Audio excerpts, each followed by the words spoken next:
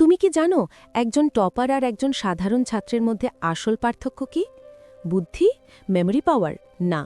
আজ আমি তোমাকে এমন 4টি গোপন কৌশল বলবো যা জানার পর তুমিও টপার হতে পারবে।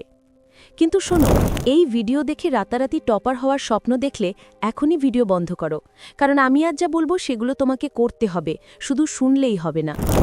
তাই এখনই একটা কাজ করো, একটা নোটবুক আর কলম নিয়ে নাও, কারণ আজকের এই 4 পয়েন্ট তোমার পুরো লাইফ বদলে দিতে পারে।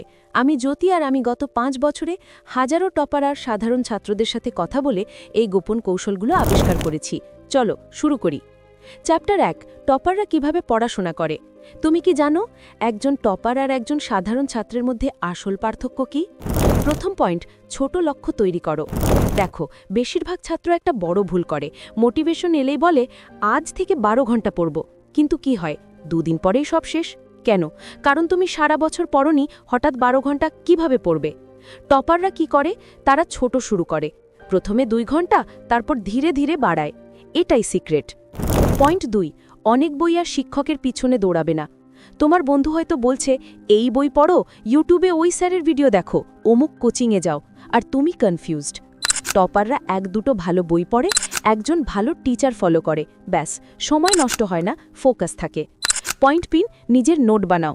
এটা সায়েন্টিফিক সত্য, যখন তুমি লেখো তখন তোমার ব্রেনে সেটা পাকাপাকিভাবে সেভ হয়ে যায়।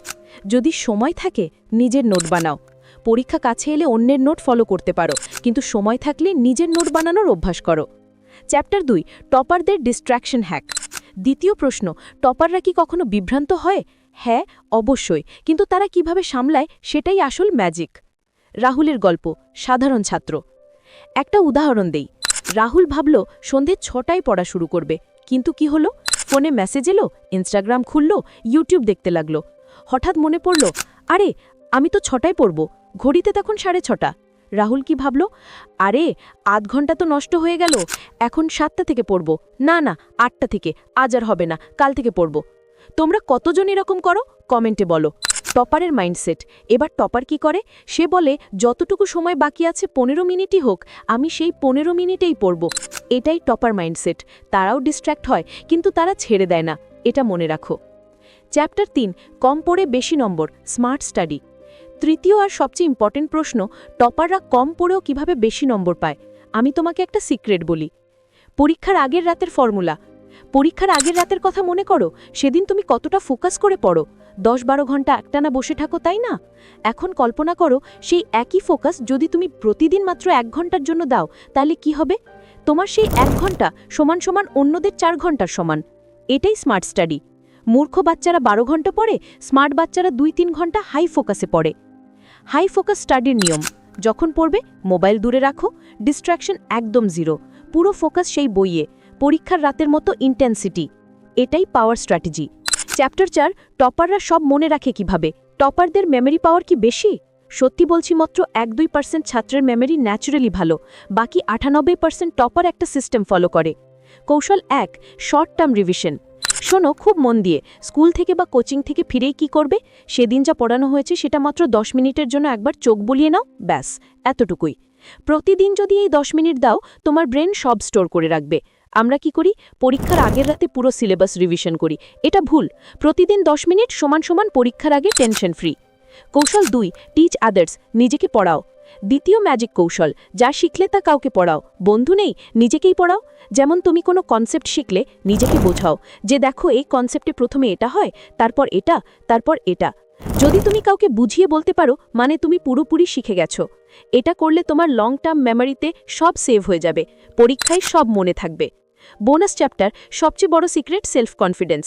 এখন সবচেয়ে ইম্পর্টেন্ট পয়েন্ট, তুমি জানো তুমি কেন টপার হতে পারছো না? সেলফ ডাউটের জন্য। তোমার মনে হয় আমি পারবো না, টপাররা করে, আমার দ্বারা হবে না। কিন্তু শোনো, একই শিক্ষক, একই বই, একই মস্তিষ্ক, তুমি কেন পারবে না? স্নেহা বনাম রোহিতের গল্প শোনো।